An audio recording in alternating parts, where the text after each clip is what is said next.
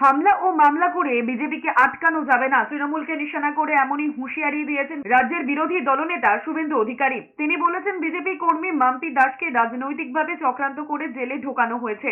এর আগেও বিকাশ সিংকে চক্রান্ত করে ফাঁসিয়ে জেল খাটিয়েছিল তৃণমূল কংগ্রেস, কিন্তু বিজেপির লড়াই আন্দোলন জারি রেখে সবকিছুর মোকাবিলা করতে জানে, আর এইভাবে বিজেপিকে দমানো যাবে না। শুভেন্দুর কথায়, যতই দিলীপ ঘোষের গাড়িতে হামলা হোক আর বিজেপি কর্মীদের বিরুদ্ধে হামলা হোক, বিজেপিকে দমানো যাবে না।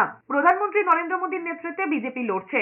রাজনৈতিক চক্রান্ত বিজেপি কর্মীকে নিয়ে গেছে, আমরা লড়াই করে বের করে আছি। এর আগে বিকাশ সিংকে জেল খাটিয়েছে, কিছু করতে পারবে না।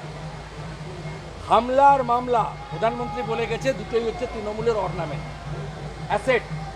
এই দুটো করে আটকাতে পারবে না।